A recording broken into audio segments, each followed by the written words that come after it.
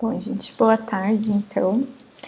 Hoje a gente vai falar sobre características multifatoriais e eu queria também avisar vocês, já que a gente está se encaminhando para o final da disciplina, que essa semana, amanhã, hoje ainda, se eu conseguir, eu coloco para vocês na UFPR Virtual o cronograma de apresentação dos seminários com as instruções toda certinha, que vão ser, na verdade, as apresentações daqui 2 semanas.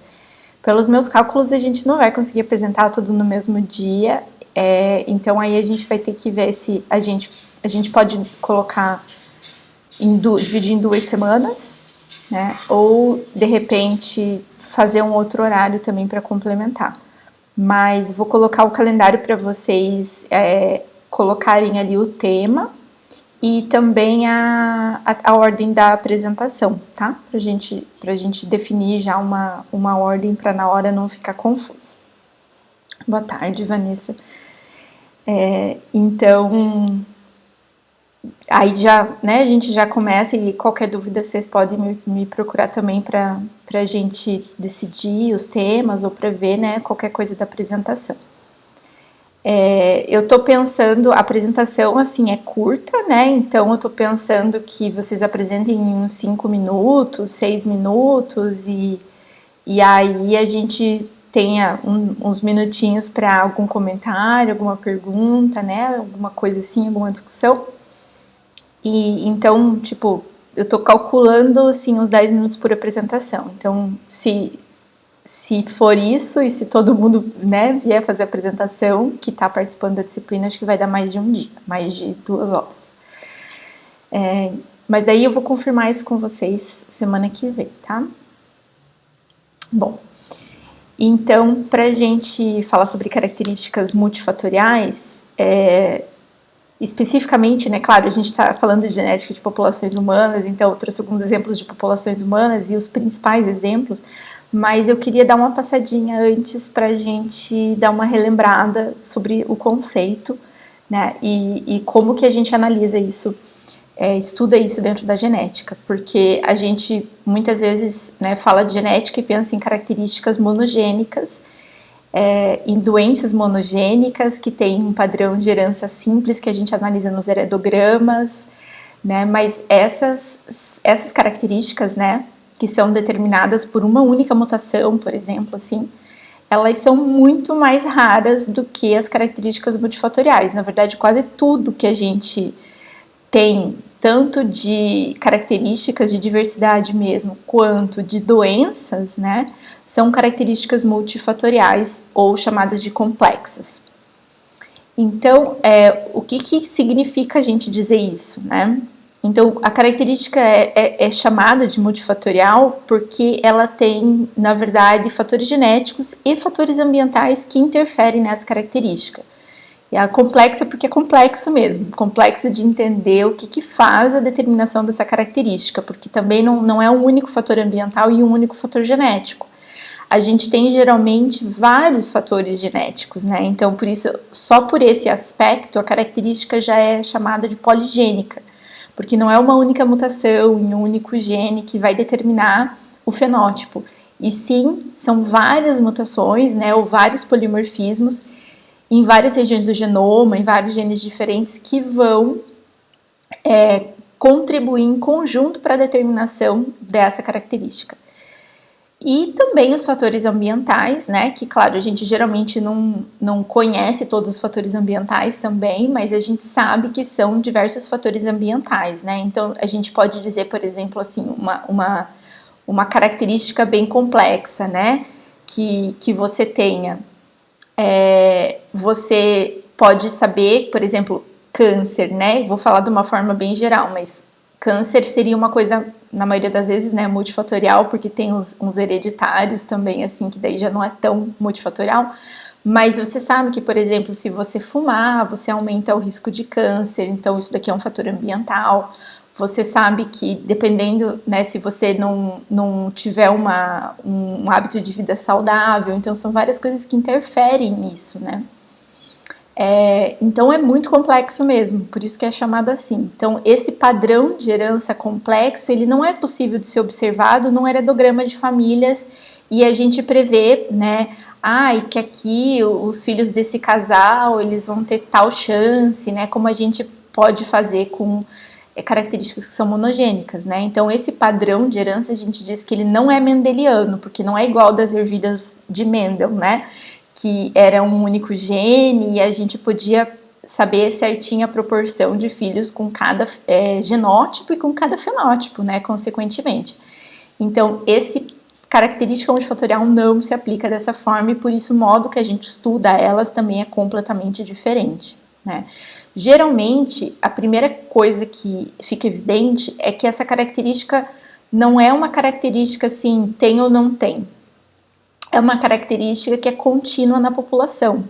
Então, essa variação, ela é quantitativa, né? Então, esse gráfico aqui está representando isso. Então, a gente pode dizer que isso poderia ser, por exemplo, uma característica multifatorial comum que varia na população, por exemplo, a altura das pessoas, né?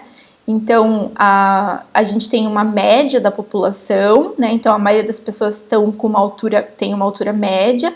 Algumas poucas pessoas têm alturas extremamente baixas ou extremamente altas, né? Mas na população a gente vê a formação de uma curva, né? Então, a gente não tem só a pessoa é alta, baixa ou média, né?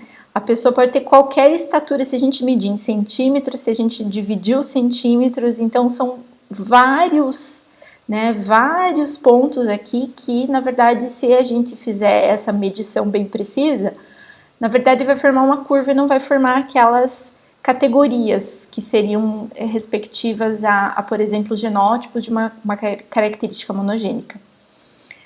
Então, aqui a gente pode pensar, né, nessa distribuição de uma forma estatisticamente muito diferente, porque como a gente não tem, digamos assim, não vai ter duas pessoas com a mesma, né, com exatamente a mesma altura na população, né, então se a gente medir 60, 1,60, 1,60,1, 1,60,2, então a gente vai ter toda essa distribuição, né, então isso vai matematicamente ser analisado de uma forma como a gente vai ver média, mediana, distribuição, desvio padrão, né?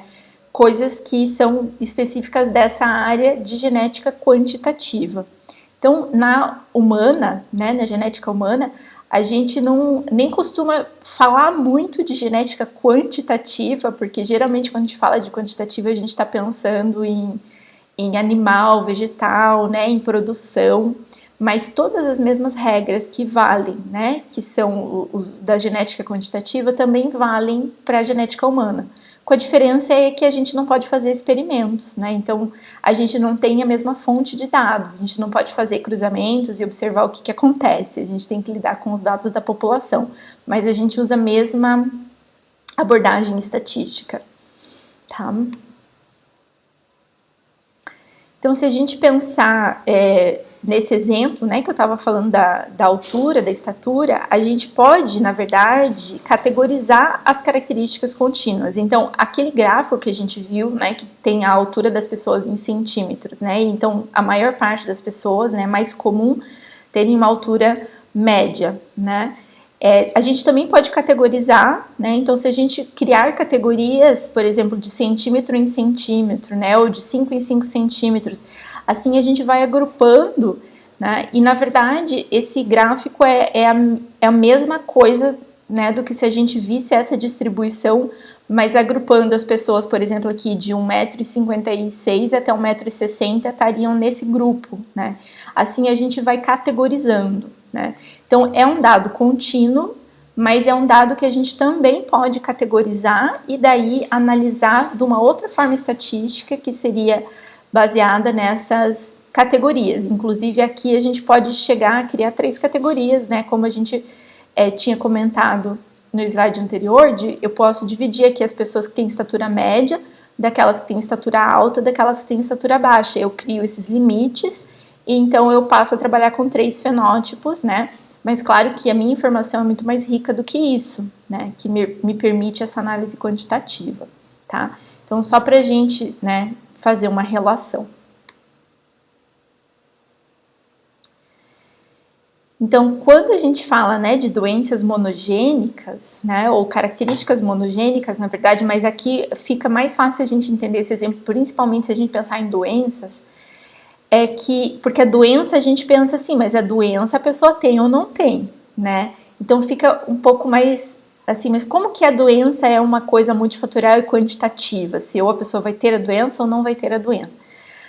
As monogênicas, na maioria dos casos, né, grande maioria, elas são extremamente raras, né? Então são causadas por uma única mutação que tem um efeito definitivo, né? Então assim, basta ter aquele alelo para ter a doença, para manifestar a doença. Então a gente observa isso, né, nos heredogramas, a gente vê o padrão de herança mendeliano. E essa coisa, né, do efeito do alelo, né, a gente diz que é uma penetrância completa, porque o alelo vai sempre existir, se manifestou, né? Então, se a pessoa tem aquele alelo, por exemplo, se ele for dominante, né, sempre vai ter com a presença do alelo. Se for uma doença recessiva, sempre que for o genótipo recessivo, né? Então, vai ter a manifestação. Então, só depende da genética e dessa mutação em específico, né?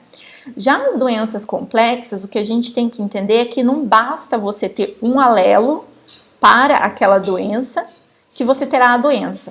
Então, essa doença nunca ela é determinada de uma forma simples e herdada dessa forma simples. Por exemplo, eu tenho o alelo de uma doença e aí eu vou passar com 50% de chance, mas esse alelo não é o único necessário para desenvolver essa doença, né? Tem que ter uma combinação de fatores. Então, essas doenças, elas geralmente são mais comuns do que as doenças monogênicas e elas podem ser extremamente comuns na população, né? Então, a gente tem coisas que são muito comuns, que a gente tem em todas as populações, que é normal, assim, são doenças, né, quase que a gente tem sempre na nossa família, tem sempre amigos que tem, então, ou a gente tem, né, que a gente não imagina assim que é um alelo que foi herdado. E a gente sabe que são muitos fatores que influenciam e inclusive fatores ambientais, né?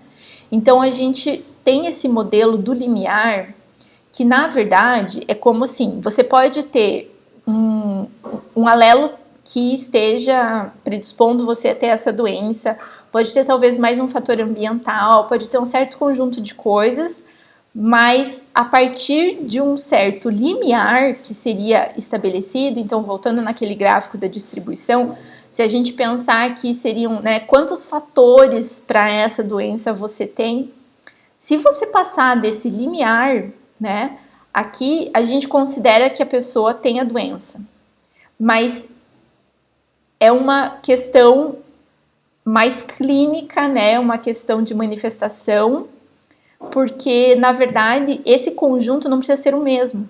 Então, por exemplo, eu posso ter uma hipertensão, eu posso ter uma diabetes, que eu tenho essa diabetes porque eu tenho uma alimentação ruim, daí eu tenho mais um ou outro mutação que me deixa com uma chance maior.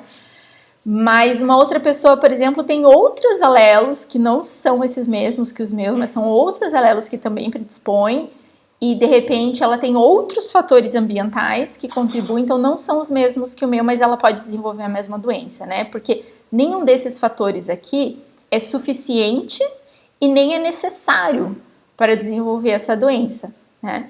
Mas a partir do acúmulo, né, de uma certa quantidade de fatores, digamos assim, você passa de um limiar, né? E aí a gente tem essa divisão de tem a doença ou não tem a doença, né? Então, na verdade, a gente tem diferentes graus de suscetibilidade, né? Então, a gente poderia entender como uma tendência a desenvolver aquela doença. Quantos fatores você tem para desenvolver aquela doença? A gente pode imaginar isso também, por exemplo, quando se a gente pensar na própria diabetes, como a gente medir a glicemia, e isso é uma característica contínua, né? Mas a gente determinou que a partir de um certo ponto que passa ali, né? Aquele ponto é onde diz assim, não, para cá já é pré-diabético, ou já é diabético, ou já, né? A gente coloca, mas a gente tem uma medição que ela é contínua na população, né? Então, a gente pode olhar para esse limiar dessas duas formas também. Tá? Então, na verdade, isso daqui é artificial, né? Seria o que a gente coloca como diagnóstico. Bom, então como que a gente sabe se tem tantos fatores, né? Se tem ou não tem um componente genético numa certa característica, né? Porque muitas coisas podem ser simplesmente ambientais e não ter nada a ver com a genética, né? E não ter essa coisa que eu tô falando de predisposição ou suscetibilidade genética para desenvolver uma certa doença, né? Por exemplo, a gente tem algumas observações, né? Porque, claro, como eu falei, né? Com plantas e com animais, geralmente são feitos cruzamentos para se observar as descendências, né? Então, em humanos, o que a gente faz é observar as famílias mesmo, né? E as famílias por exemplo, se for uma doença, de indivíduos afetados e suas famílias, né? A gente vê que existem agrupamentos, né?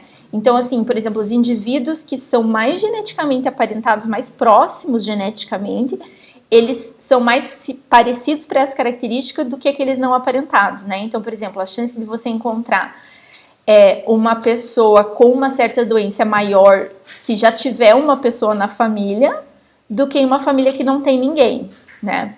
Isso vale também para características comuns, né? Para variações, polimorfismos. Então, se a gente encontra indivíduos aparentados, eles são mais parecidos entre si do que aqueles não aparentados para essa característica. Então, essa observação foi uma coisa que já, né, tinha sido feita há muito tempo, mas que demorou muito tempo para a gente conseguir observar o que levava a essa variação. Então, essas características humanas, principalmente, né, sempre as pessoas viam que não batiam com essas leis de Mendel, né, com essas proporções que a gente via das leis de Mendel. Então, o que Mendel observou com as ervilhas. E ele já explicou isso, né? O próprio Mendel já falou assim, bom, na verdade essas características elas podem ser influenciadas, não era genes, né, mas fatores, né, na época por vários genes que dariam um padrão complexo assim para a herança, né? Então já tinha essa ideia. E esses genes, ou melhor ainda dizendo, né, essas regiões do genoma, porque aqui a gente pode estar falando de SNPs, a gente pode estar falando de polimorfismos específicos e inclusive SNPs que nem estão dentro de genes, né? Então, essas regiões do genoma que estão estatisticamente associadas com essas características multifatoriais, né, ou seja, essas regiões que interferem, né, que em alguma proporção determinam essa característica multifatorial, são chamadas de QTLs, que são esses loss de características quantitativas, né? Então, esse daqui, na verdade, é uma definição de associação estatística mesmo, para a gente determinar, né, para a gente chamar todas essas regiões do genoma que estão associadas, por exemplo, com a diabetes, né, que estão associadas com com a estatura, com uma característica que é multifatorial, tá? Então, muitas vezes a gente vê isso daqui em bancos de dados, né, e tem em trabalhos, né, em artigos. Então, na verdade, nada mais é do que isso, né? É uma região do genoma que está associada estatisticamente com uma característica. Então, isso significa que, por exemplo, as pessoas que têm um certo alelo desse SNP, por exemplo, elas ou têm mais chance de desenvolver certa doença, ou elas têm, em média, uma estatura maior, ou elas têm qualquer fenótipo que você possa associar, né? Inclusive, por exemplo, a expressão de um gene, né? Então, o fenótipo que for, mas que seja multifatorial, né? Que não dependa só desse SNP, tá? E aí, nesse contexto, né, a gente tem esse conceito de herdabilidade. Vocês já ouviram falar? Sabem o que é? Só para eu ter uma ideia. Vocês já estudaram isso?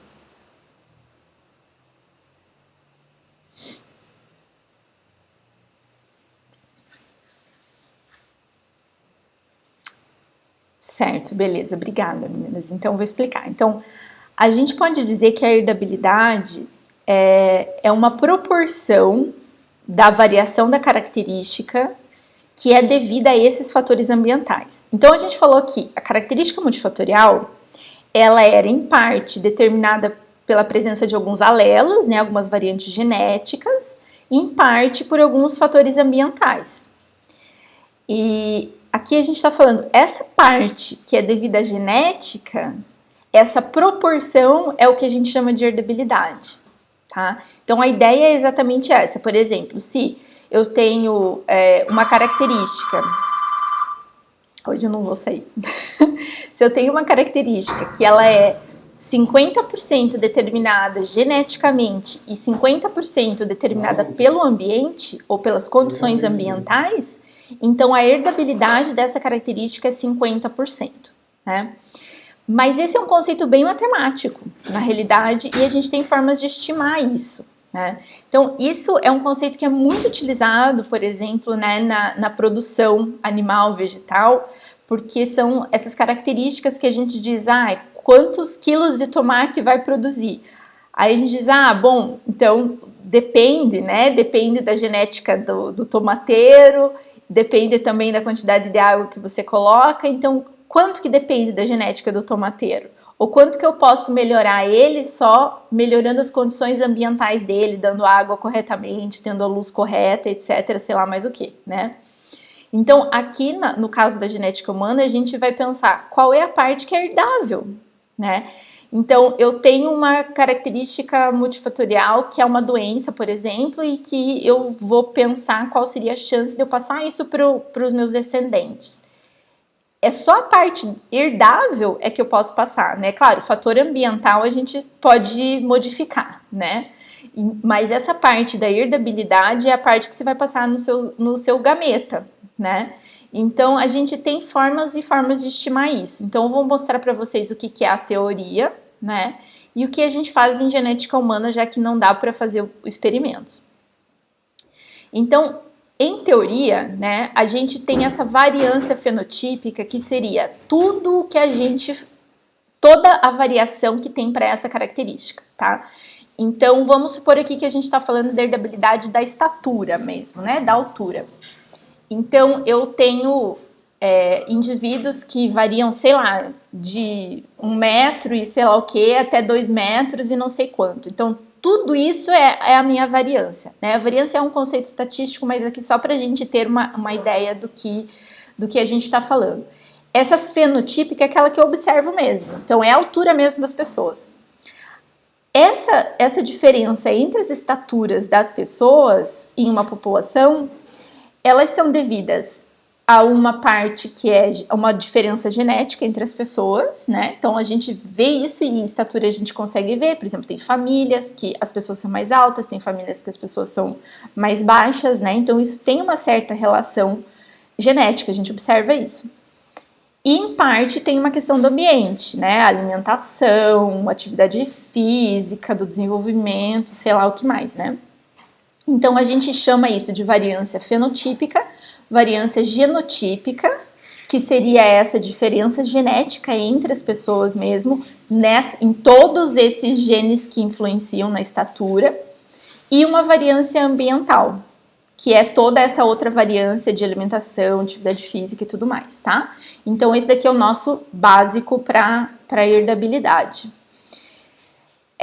Só que a gente ainda pode dividir a variância genética, né? Então, essa diferença genética entre as pessoas, né? Entre todos esses alelos que estão contribuindo para a estatura, por exemplo, elas ainda podem ser divididas em 3 componentes da herdabilidade, né? Que seriam um componente que a gente chama de aditivo, que seriam todos os alelos que você pode ir somando o efeito deles. Então, por isso que é aditivo, porque os efeitos se somam. Então, por exemplo, você tem esse alelo, vai te dar mais 2 centímetros, esse outro alelo vai te dar mais meio centímetro e assim vai, né? Tem uns que funcionam dessa forma. Então, quando você passa esses alelos para os seus descendentes, esse efeito passa de uma forma aditiva também. Se você passar metade, eles vão ter lá o correspondente da metade. Mas a gente também tem uma parte que é devido a um efeito de dominância. Então, que é exatamente o efeito de dominância mesmo que a gente vê lá com Mendel, que seriam alguns alelos que têm, o efeito deles é dominante ou recessivo, né? Existe essa relação de dominância. Então, não é só aditivo. Não é só eu somar, eu tenho um alelo desse, soma mais 2, se eu tenho 2 alelos, então soma 4. Aqui não, né? Aqui, por exemplo, a gente vai ver o heterozigoto vai somar, vai ter a mesma estatura do homozigoto dominante, né? E o recessivo vai ter uma estatura menor. Então, por exemplo, né?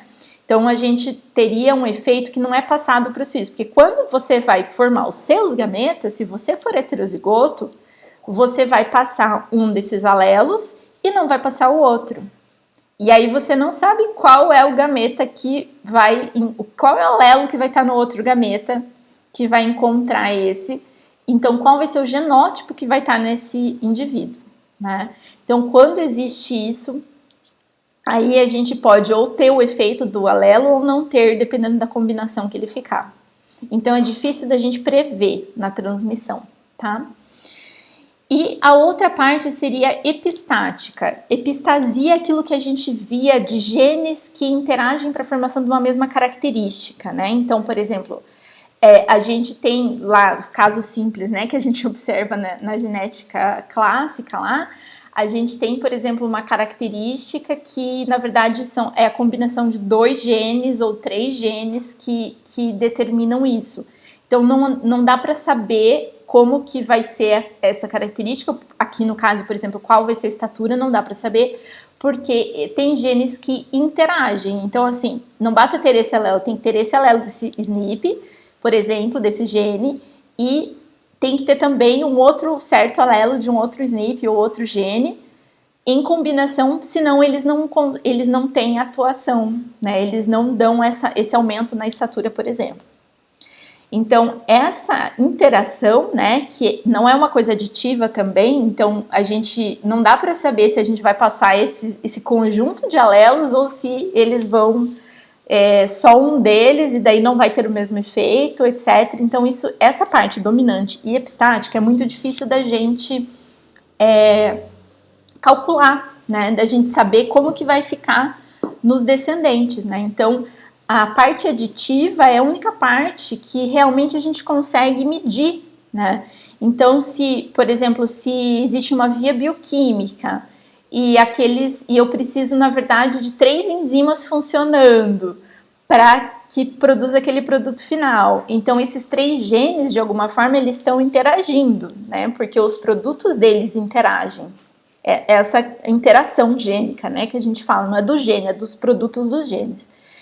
E então, se um deles me faltar, eu já não consigo ter o produto final, né?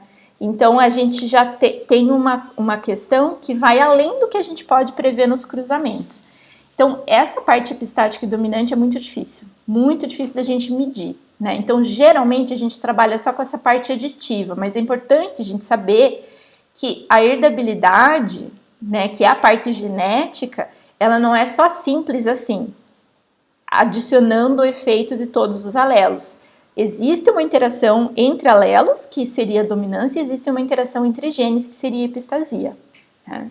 Então, para a gente saber que essa conta não vai bater bem certinho, né? Então, se a gente tem a gente tem uma fórmula, né, digamos assim, que a gente pode colocar ali, que na verdade, quando a gente faz, né, em plantas e animais, a gente faz experimentos, é bem fácil da gente controlar uma coisa ou outra. Por exemplo, a gente controla o ambiente ou a gente faz indivíduos geneticamente iguais para a gente ver o resultado, para ver as diferenças, que daí se eles são geneticamente iguais é por conta do ambiente, se o ambiente é o mesmo, então é por conta das diferenças genéticas, né? Mas a gente tem o caso, né? Se a gente não tiver essa covariância do genótipo com o ambiente, né? Que a gente tem na estatura, por exemplo. Então, se a gente pensar que pais, né? Por exemplo, que tem atividade física, eles vão também promover né, fazer seus filhos fazerem bastante atividade física, pais com alta inteligência, por exemplo, vão também promover um ambiente mais estimulante para os seus filhos, talvez, né? Então, essa questão do ambiente com o genótipo, ela é muito relacionada. A gente não consegue separar em humanos, né, até que ponto que vai uma coisa ou outra. Então, se a gente não tem essa interação genótipo e ambiente, o efeito do genótipo, ele também depende do ambiente, né? Então, assim, eu também tenho eu tenho fatores genéticos, por exemplo, para desenvolver diabetes, mas eu sei que se eu me alimentar bem, eu vou reduzir muito meu risco. Então, isso tudo é muito complexo, né, numa característica multifatorial. Então, existe não só o ambiente e a genética separados, mas existe a interação dos dois, tá? Então, só para a gente ter uma ideia de que existe essa diferença, que por isso que a gente nunca consegue, na verdade, ter uma estimativa precisa dessa herdabilidade, né? E que a gente ainda tem dois tipos de herdabilidade diferentes que a gente pode utilizar, né, ou pode estimar, que seria essa herdabilidade de senso amplo e a herdabilidade de senso estrito. Isso por quê? Porque uma delas vai considerar a variação genética total, que é essa que a gente inclui aditiva, dominante, epistasia, tudo. Só que, na verdade, que o efeito da dominância e da epistasia não é herdável, né? Vão ser novas combinações que vão ser formadas nos descendentes. E aqui na herdabilidade de senso estrito, a gente pega só essa proporção da variação genética, que é a aditiva, que realmente vai passar para os descendentes. Então, essa fica uma herdabilidade mais real. Mas nem sempre a gente consegue diferenciar isso. Então, nem sempre a gente vai conseguir, né, fazer esse cálculo da herdabilidade de senso estrito. Às vezes a gente vai estar restrito mesmo a fazer uma estimativa de herdabilidade que vai ser senso amplo, né, que talvez vai ser superestimada com relação ao que vai ser passado para os descendentes. Outra coisa muito importante da herdabilidade, né, que da forma que eu falei, até parece que a herdabilidade é uma coisa fixa, né, porque é a proporção da característica que é devida às diferenças genéticas e não às ambientais. Mas, na verdade, essa herdabilidade, ela varia conforme a população e conforme o ambiente, né, porque se, por exemplo, se eu deixar o ambiente, digamos que em um certo momento, né, a gente está falando da estatura, e a gente tem uma população que em um certo momento houve uma guerra e todo mundo passou fome, aquela geração toda passou fome, então ninguém conseguiu, digamos, as crianças, né, nessa geração não conseguiram crescer o suficiente, por exemplo, para atingir sua estatura máxima ou determinada geneticamente, né? Então todo mundo vai ter uma estatura menor e mais homogênea, talvez, né? Então, se a gente pode imaginar assim, por exemplo, não houve a variação ambiental nesse caso, e a gente está vendo só uma diferença genética que limitou, a variação ambiental foi limitada, né? Ou a gente pode pensar em uma população onde exista pouca variação genética. Então, geneticamente, os indivíduos são muito parecidos. Então, talvez a diferença de estatura entre eles seja mais devida ao ambiente, porque, na verdade, não tem muita variação genética. Então, isso é uma coisa que depende da população, depende da quantidade de variação genética que tem, depende da quantidade de variação ambiental, né? Então, a herdabilidade, quando a gente estima e calcula para uma característica, ela não é uma única herdabilidade para a estatura no mundo inteiro, em todas as populações vai ser aplicado aquilo. Ela é a quantidade de variação genética da estatura naquela certa população, naquele certo ambiente, naquele momento, tá? Então, isso é importante.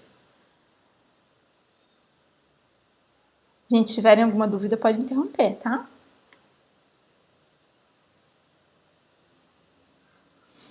A outra questão que é importante a gente sempre ter em mente também é que essa herdabilidade a gente não consegue explicar ela completamente, né? Porque, em teoria, a herdabilidade, a gente conheceria toda a herdabilidade da característica se a gente conhecesse todos os polimorfismos, todos os genes, todas as mutações que influenciam nessa característica, mas que podem ser milhares, né? Então, é difícil mesmo, mas a gente tem essa conta que não fecha, né? Dessa herdabilidade que a gente estima e daquilo que a gente consegue identificar nos trabalhos e que a gente chama de missing, né? Ou herdabilidade faltante. O que falta explicar nessa herdabilidade, né? Então, a gente sabe que tem uma certa herdabilidade estimada lá, digamos 80%, que é da característica que é hereditária, mas a gente não consegue explicar quais são essas, porque a gente estuda todo o genoma e a gente chega lá e consegue explicar só 20% dos fatores genéticos. Então ainda fica faltando um montão, e é muita coisa, não é pouca não. Então, um exemplo que foi de estatura, que é um dos casos, né, uma das características mais estudadas desde o início da genética humana, é que foram feitos estudos muito grandes, onde, né, estudos genômicos, então de DIWAS, né, com marcadores genéticos espalhados em todo o genoma, SNPs por todos os cromossomos, e com muitas pessoas, então foi cerca de 184 mil pessoas, e todas as variantes genéticas que foram encontradas associadas com a estatura, em conjunto elas só explicavam 10% da variação da característica. Então, não dava para... a gente não chegava nem perto de explicar o total da variação, né? Então, isso tem várias causas, né? Limitações técnicas dos estudos e também as limitações que a gente falou, né, sobre esses tipos da variação genética, que são hereditários ou não são. Então, variantes que influenciam algumas características, elas podem ser, por exemplo, muito raras. Se essas mutações forem raras, né, mesmo assim, algumas dessas mutações, porque a característica pode até ser comum, mas ela tem alguns dos alelos que interferem nela são raros, né? E esses alelos a gente não vai conseguir detectar num estudo de associação, mesmo com muitas pessoas e mesmo sendo um estudo grande, né? E existem também variantes que são muito comuns, que existe bastante na população, né? Então alelos super comuns na população, mas que o efeito deles em cima dessa característica, por exemplo, da estatura, é muito pequeno. Ele vai aumentar 0,01 centímetro lá na estatura. Então, para você detectar esse pequeno impacto, vai ser muito difícil também. Você tem que também ter um estudo muito grande, né? E assim ter uma quantidade de dados enorme. Então, dificulta também, né? E além disso, a gente sabe que esses estudos de associação, eles também não identificam as variantes causais, né? Então isso é bem importante, de que a gente tem uma associação estatística, né? Como eu disse, por exemplo, as pessoas que têm certo alelo, elas têm em média uma estatura um pouquinho maior. Mas isso é uma correlação, né? Uma associação estatística, não é uma... Eu não estou querendo dizer que molecularmente aquele alelo naquela região do genoma onde ele está, tem um efeito biológico que leve a isso. Pode ser, por exemplo, que ele esteja perto de um outro alelo, né? Então, em desequilíbrio de ligação com um outro alelo, de um outro gene, de uma região genômica próxima, que ele sim seja o causal, né? Então, a gente não está avaliando só os causais, a gente está avaliando todos os alelos que estatisticamente forem associados com essa característica, seja porque são causais, ou seja porque, por exemplo, estão em desequilíbrio de ligação, né? E isso também varia entre populações. Então, tudo isso tem que ser levado em conta, né? Para a gente ver como essa herdabilidade não dá para ser levada ao pé da letra também, né? São estimativas mesmo, baseado nos dados que a gente tem até hoje. Então, para a gente ter uma ideia, né, comparação assim, quanto à penetrância, que é aquilo que eu falei, por exemplo, uma alta penetrância seriam as doenças mendelianas, né, ou monogênicas, que a gente diz, tem o alelo, tem a doença, por exemplo, né? Então, isso seria a alta penetrância. Então, desde baixa até alta penetrância, e a frequência do alelo sendo raro ou comum, né? Então, as doenças mendelianas, né, monogênicas, elas estão aqui, elas são doenças causadas por mutações super raras, mas que têm alta penetrância, né? Então, só aquela mutação basta para você ter a doença.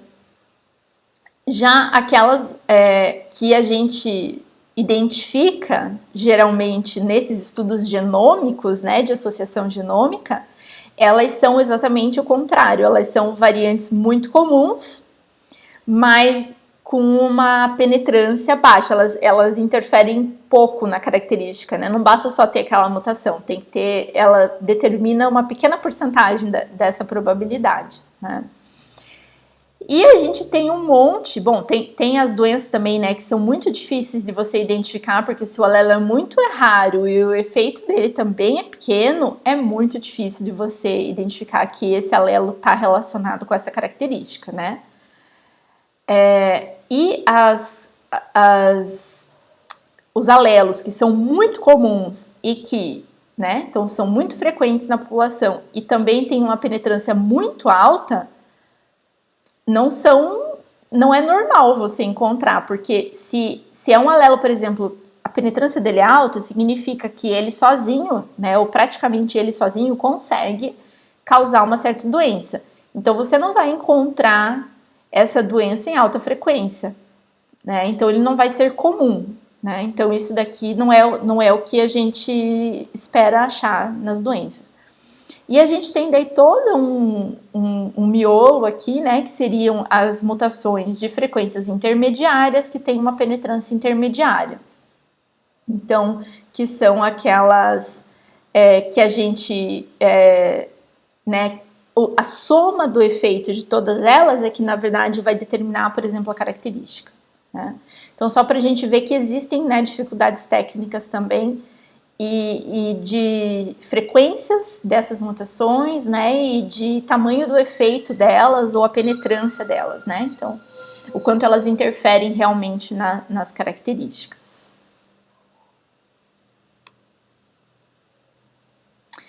Então, como que a gente pode estimar isso, né? Então, na verdade, como em humanos a gente não faz esses experimentos, então a gente utiliza, né, esses experimentos prontos da natureza, né, na verdade, que são os gêmeos, né?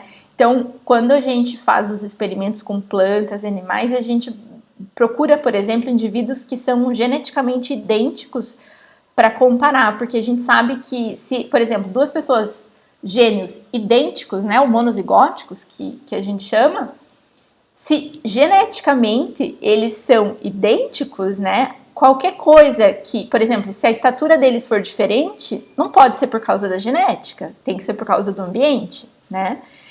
Então, essa variação que eles apresentam para essas características complexas vai ser devida ao ambiente. Além disso, né, eles também compartilham a gestação, né, o útero, normalmente são criados juntos, então compartilham também essas condições ambientais após o nascimento, né?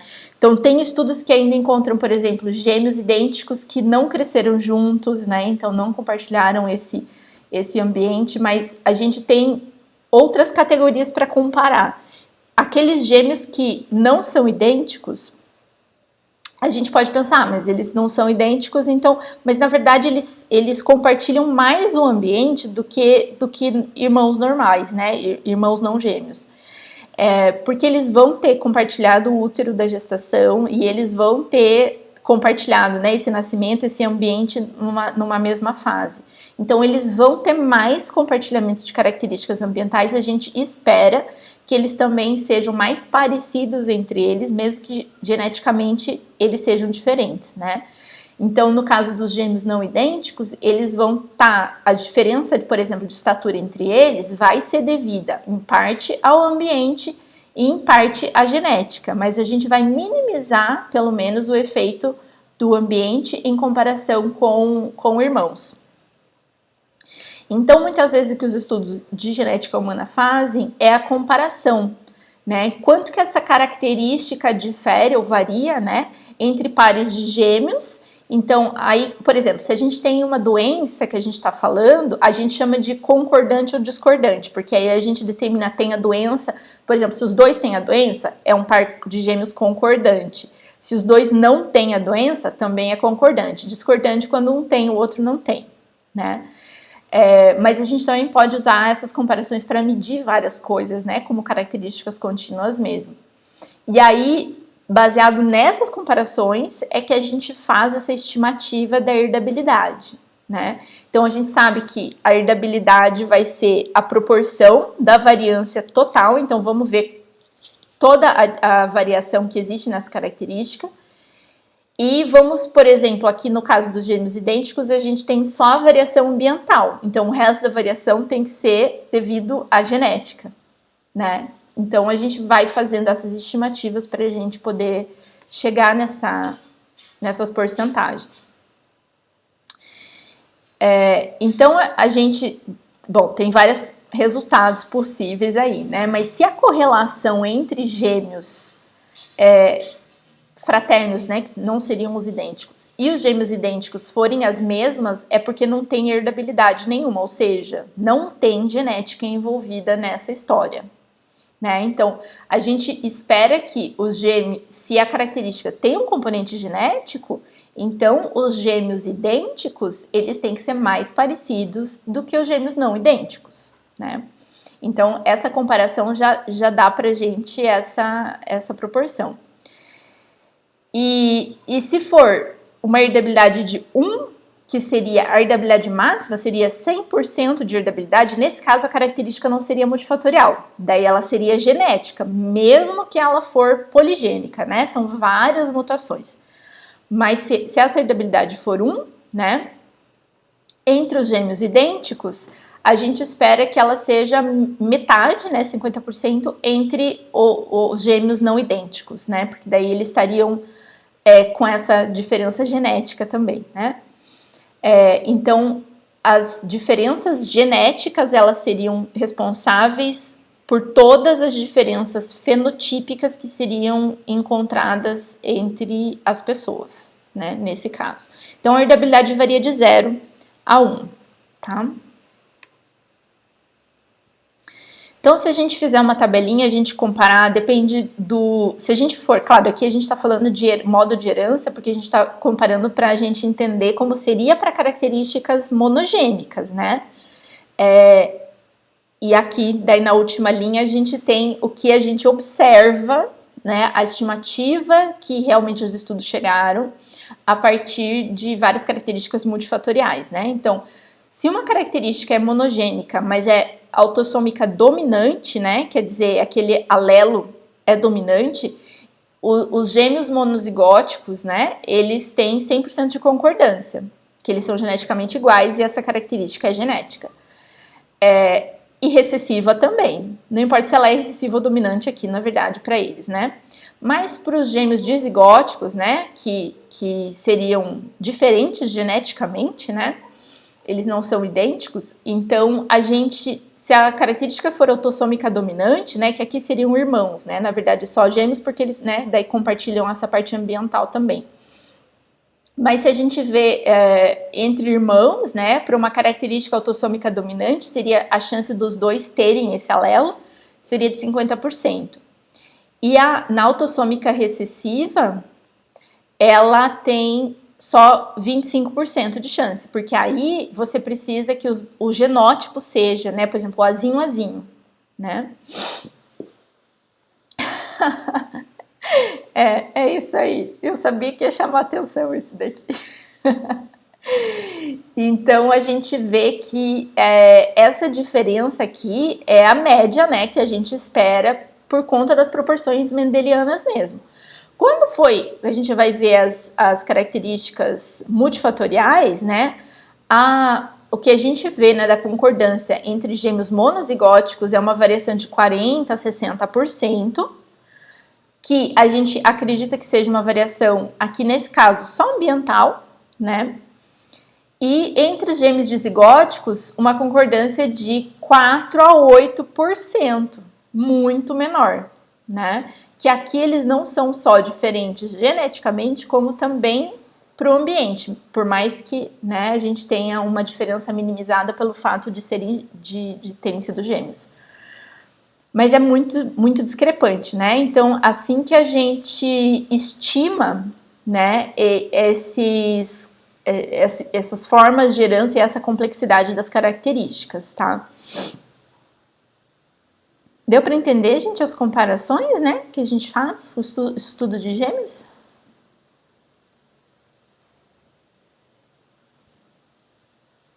Sim? Tá, beleza. Então, vamos começar por um exemplo, que é um exemplo dos mais bacanas que tem em humanos, né? Que é uma característica multifatorial e que é bastante estudada, né? Que é a pigmentação da pele humana.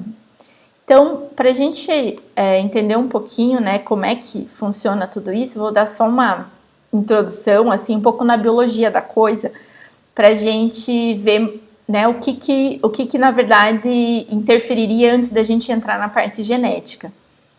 Então aqui a gente está vendo, né, o esquema da pele humana e a gente está vendo aqui então, né, as diferentes camadas de células e na base da epiderme a gente tem essas células aqui que estão em azul, que são cheias desses bracinhos aqui, né, que são os melanócitos, né? Então, ao redor dos melanócitos, a gente tem outros tipos de células aqui, os queratinócitos da pele, né? E aqui embaixo já está a derme. Então, dentro desses melanócitos, né, essas células, existem grânulos de melanina, né? Que até a gente consegue ver aqui alguns que já saíram das células do melanócito e estão aqui já nos queratinócitos, né? E estão aqui no restante do tecido da pele. Mas a gente vê bastante dentro, né, também da própria célula, esses granulozinhos. E dentro desses grânulos, então, é onde tem a melanina, que é o pigmento, é o principal pigmento que influencia o que a gente vê de pigmentação da pele, ou a cor da pele, né? Cor da pele humana, que também, na verdade, aqui a gente está vendo a pele, mas depois vai se aplicar também para o mesmo pigmento para cabelo, para o olho, né? Mas principalmente focando aqui agora nessa questão da pigmentação da pele. Então, o que varia entre as pessoas que causa diferentes cores de pele, né? Que faz com que o fenótipo de pigmentação da pele seja variável. Bom, uma das coisas que varia é a quantidade de melanina, né? É quanta melanina é produzida dentro desses grânulos de melanina, dentro desses melanócitos, tá? A outra questão é o tipo de melanina. Então, a gente tem basicamente, né, dois tipos de melanina. Então, em humanos, por exemplo, em peixes, é bem interessante que tem várias outras tonalidades de melanina, mas a gente tem basicamente eumelanina e felmelanina, que uma é mais marrom preta e outra é mais amarelada, mais alaranjada, né, avermelhada, um pouco mais clara. E a gente tem também a distribuição da melanina na epiderme. Então, vocês veem aqui que esses melanócitos, né, eles vão criando esses bracinhos aqui por meio dos queratinócitos e que esses grânulos de melanina, eles saem de dentro dos melanócitos e eles vão para os queratinócitos da pele. Então, eles são transportados, né? Então, porque assim, aqui é a camada superficial da pele, né? Então, pra gente visualizar essa cor, né, pra gente ver essa característica fenotípica da cor da pele, os melanócitos precisam sair, a melanina, né, nos grânulos precisa sair daqui dos melanócitos e ir subindo as camadas da superfície da pele, né? Então, esse transporte é feito. Então, como esse pigmento é distribuído pelas camadas da pele, também é um dos fatores que influencia, né? Então, a gente tem uma combinação de quantidade de melanina, de tipo de melanina, que, na verdade, o tipo de melanina é porque todo mundo tem eumelanina e felmelanina, só que em proporções diferentes a gente pode produzir, né? E como que essa melanina se distribui na epiderme, tá? Então, simplificadamente, são essas três questões.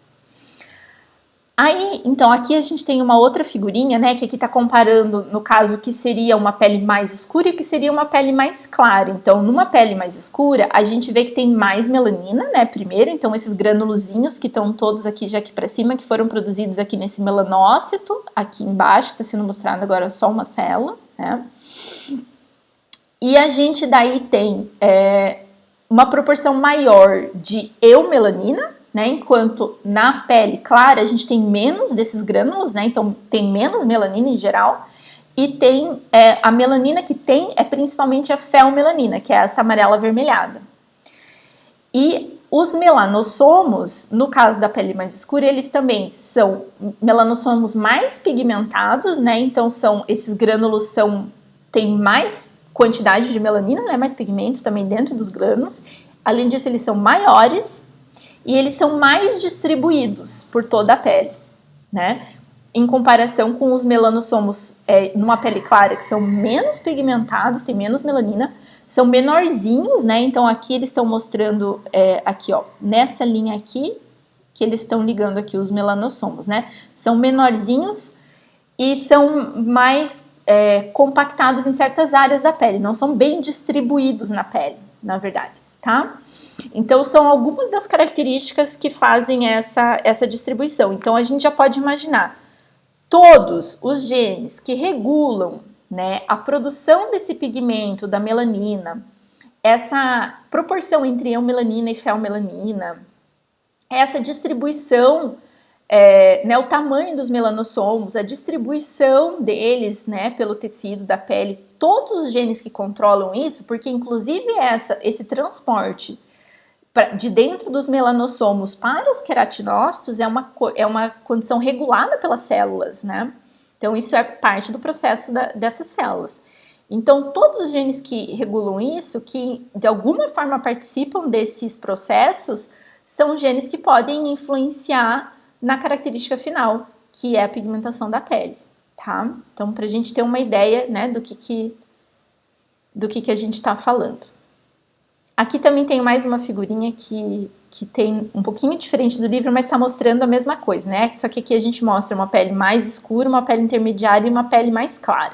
Então a gente pode ver, né, onde a gente tem mais melanina, aqui a gente já tem um pouco menos, né, e um pouco mais do tipo de felmelanina. E aqui a gente tem ainda menos, né, e uma distribuição ainda menor, né, então só para... E esses melanócitos, lembrando, sempre aqui na base da epiderme, né, então essa célula aqui, sempre na base da epiderme, que eles ficam localizados, então eles precisam transportar essa melanina até as camadas mais superiores de queratinócitos.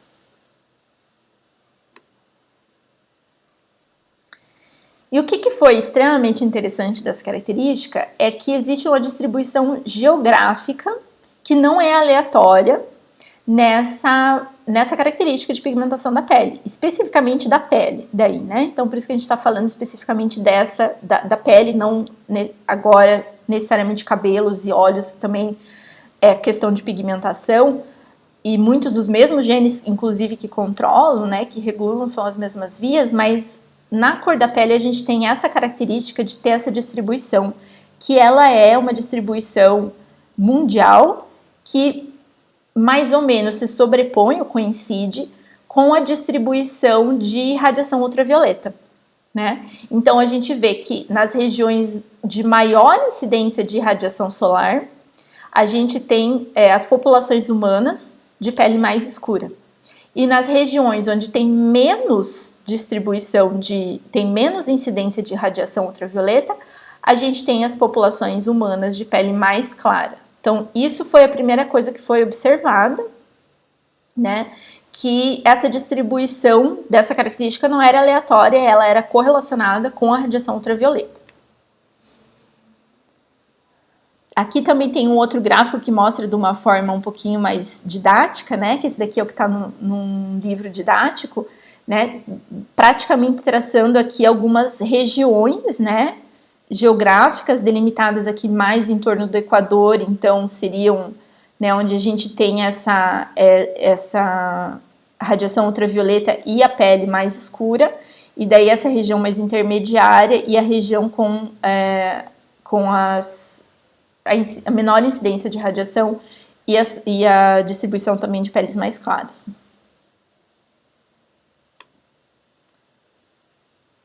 essa história, gente, só para lembrar que eu lembrei agora que eu coloquei um vídeo para vocês na página da UFPR Virtual, onde eles contam essa história no vídeo. É um vídeo do YouTube, então tá em inglês, mas para quem precisar também, tem no YouTube, você pode colocar para traduzir, né? Então fica com a legenda em português, por exemplo, se vocês precisarem. Que eles contam, tem a própria pesquisadora que pela primeira vez fez essa observação e ela conta como é que foi o trabalho e tal, e depois outros pesquisadores também contam dos dados que eles obtiveram, né, dos estudos que estavam sendo feitos. Então eu super recomendo que vocês assistam esse vídeo também, porque das próprias pesquisas, tá? Bom, então basicamente é essa observação, né, de correlação. Aqui a gente também está vendo tem uma medida que é um pouco diferente, na verdade, que eles veem de radiação ultravioleta, que seria a quantidade de radiação que realmente chega a atingir as pessoas, né? Então, assim, não é só a quantidade do ambiente lá, mas seria na camada mesmo que as pessoas estão expostas, né?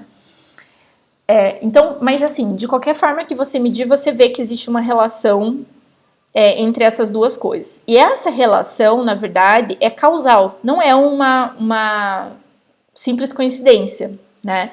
Então, existe, e não é só com relação, né, a incidência solar com relação ao Equador. Ela varia, por exemplo, em regiões próximas ao Equador, por exemplo, conforme a altitude, né? Então tem essa variação também, que é realmente da radiação ultravioleta e não só da latitude. E a gente tem, então, uma hipótese de que essa relação realmente seja causal e por seleção natural, né? Então seria uma característica multifatorial humana que evoluiu por seleção natural. Então, onde a gente tem uma alta UV, a pele escura é a melhor para proteger contra esse excesso de radiação UV. Então, nesse sentido, a pele escura é adaptativa, né? Ela é favorecida pela seleção natural. Já no ambiente que tem baixa UV, né? Baixa exposição UV, a pele clara é a melhor. Por quê? Porque não protege, né? Não precisa? Não, na verdade não é só por conta da proteção, é porque ela permite que a gente capture melhor também, aproveite melhor a pouca radiação UV que tem, que a gente também precisa dela. Então, as duas características extremas, que a gente colocaria assim, porque é uma característica contínua, né? Mas a gente pensando nessas duas características extremas, assim, se a gente colocar peles claras e peles escuras, elas estariam adaptadas a diferentes ambientes. E por isso, por adaptação, por seleção natural, é que essa diversidade surgiu, né? E essa diversidade aumentou. Então, por isso que a gente vê essa correlação que existe com as populações humanas no mundo, né? Considerando as populações originais de cada região geográfica, né? Então, muitos estudos já foram realizados, né? Então, uma das ideias é a gente entender o que surgiu primeiro, digamos assim, né? Qual que era o estado ancestral dessa característica em humanos. Então, na verdade, se a gente for olhar para primatas, né, outros primatas não humanos, a gente vê que todos os demais primatas, eles têm uma pele clara.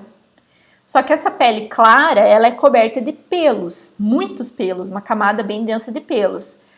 E as regiões, né, que teoricamente esses pelos serviriam como uma proteção, né? A hipótese é essa, esses pelos protegeriam contra essa radiação ultravioleta, então a pele clara não era ruim mesmo que tivesse uma exposição grande ao sol, porque a camada de pelos protegia. Então, nas regiões onde não tem pelos, né, as regiões do corpo onde não tem pelos, esses outros primatas, eles têm uma tonalidade mais escura, uma pigmentação maior nessas regiões, né? Então, pigmento mais escuro na região onde é exposta ao sol. E a ideia, a teoria, a hipótese, né, é de que os ancestrais humanos também eram assim, só que em um certo momento, né, teve essa perda de pelos no corpo, né? Então, a gente foi perdendo esses pelos e foi ficando mais exposto à radiação ultravioleta. Essa perda de pelos foi benéfica por outros motivos, né? Então ela favoreceu principalmente a perda de calor, que dá uma termorregulação mais fácil numa região muito quente. Mas, ao mesmo tempo, essa pele clara, que agora não está mais coberta de pelos, ela ficaria exposta ao sol. Então, ela não seria uma boa ideia, né? Não seria uma boa ideia para uma região de alta incidência de radiação ultravioleta. Então, a pele escura, ela pode ter sido selecionada positivamente nessas regiões, né? Nesse momento dessa perda de pelos, né? Então, durante essa transição, essa pele teria aumentado de frequência, né? Então, todos os alelos que determinam essa característica de uma pigmentação de pele mais escura, que seriam benéficos porque protegeriam as pessoas, né, nesse ambiente mais exposto. Então, isso é totalmente contra, né, muitas das teorias racistas que existem, né, que já existiram, falando que os nossos ancestrais teriam pele escura, né? Então, na verdade, a biologia indica que não. É mais provável mesmo que a gente tivesse essa pele clara, igual dos outros primatas, coberta de pelos, né? Então, tem essa hipótese da transição. Então, o que a radiação faz, né, que levantou essas hipóteses, né, de ser realmente uma questão de seleção natural? Bom, primeira coisa que a gente pensa são os danos ao DNA, né? Então, a exposição dessas células da pele a mutação, na verdade, né? A quebras do DNA, que pode levar, por exemplo, a câncer de pele, né? E que as pessoas de pele clara são muito mais suscetíveis, né? Porque não tem essa camada de proteção. Também outras coisas que são importantes e que provavelmente foram muito importantes durante a evolução dessa característica também. Que a radiação ultravioleta degrada folato, o ácido fólico, que é essencial na síntese e reparo de DNA. E a deficiência de folato está bastante relacionada, principalmente, né, durante o desenvolvimento embrionário, né, então, por exemplo, em mulheres grávidas, né, com risco de defeitos no tubo neural do embrião. Então, que isso pode ter sido, né, então a alta exposição à radiação ultravioleta sem essa reposição de ácido fólico poderia ter sido um fator que poderia ter influenciado diretamente na taxa de reprodução, por exemplo, né? Então, bem importante para a seleção natural essa hipótese aqui. E a outra questão é o lado de que a gente precisa da radiação ultravioleta, porque a gente sintetiza a vitamina D a partir dessa reação na pele. A deficiência de vitamina D, por si só, também é relacionada ao raquitismo, que são ossos de muito baixa densidade. Aqui não está dando para ver muito bem, mas estaria mostrando aqui a porosidade, né, de um osso normal, e no raquitismo bem menos denso, né? Então vários buraquinhos aqui sendo mostrados, né, que deixa deformidades, que deixa suscetível a fraturas, né, várias questões. Então a gente precisa de um balanço, na verdade. A gente precisa da radiação suficiente para a gente sintetizar a vitamina D. Essa hipótese da vitamina D é uma das principais hipóteses, né, da necessidade de absorver essa luz, não estaria relacionada com regiões onde tem muito pouca radiação, e a gente, então, teria tido uma condição ambiental que favoreceu uma pele mais clara, porque ela era capaz de absorver, né, melhor essa radiação. Por outro lado, nessa situação, a gente não teria um excesso de radiação, né, que seria danoso, por exemplo, em questão de danificar o DNA, em questão de degradar folato. Então, é esse balanço que se entende que existe em diversas regiões do planeta, que propiciou ambientes diferentes para a seleção de características diferentes, né? Então, de pigmentações diferentes.